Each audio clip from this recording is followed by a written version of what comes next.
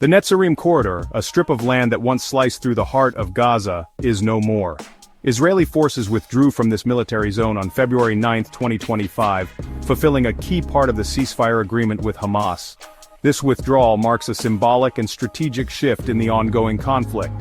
For 2 decades, the corridor, named after a former Israeli settlement, served as a stark reminder of Israel's control, hindering Palestinian movement and dividing communities.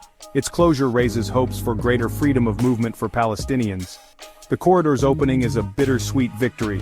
While it signifies progress towards a lasting peace, it also exposes the devastating legacy of the recent war. The withdrawal reveals a landscape scarred by conflict, a stark testament to the human cost of this protracted struggle. For many Palestinians, the opening of the corridor is a painful reminder of their losses, a physical manifestation of the deep wounds that remain. Hundreds of thousands of Palestinians displaced by the recent conflict are now returning to their homes in northern Gaza. They are met with scenes of unimaginable destruction. Buildings lie in rubble, their skeletal remains casting long shadows across the ravaged landscape. Streets are impassable, littered with debris and the remnants of war. The scale of the devastation is staggering. The United Nations estimates that 2/3 of Gaza's buildings have been damaged or destroyed. Hospitals, schools and homes have been reduced to dust, leaving families homeless and desperate. The stench of death lingers in the air, a grim reminder of the lives lost and the future shattered. The physical rebuilding of Gaza will be a monumental task, but even more daunting is the challenge of healing the psychological scars of this latest conflict. Amidst the devastation, a fragile ceasefire between Israel and Hamas offers a glimmer of hope.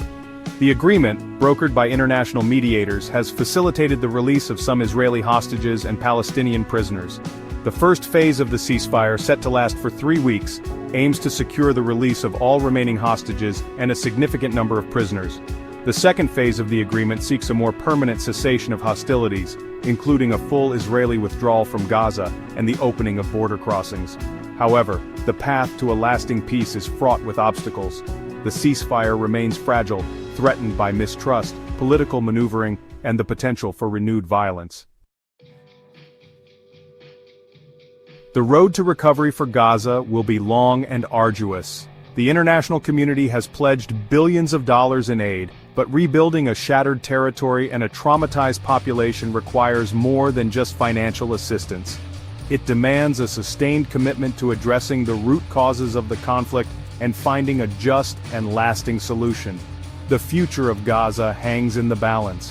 The ceasefire offers a window of opportunity, a chance for peace to take root, but realizing that potential requires dialogue, compromise, and a shared commitment to building a future free from violence and oppression.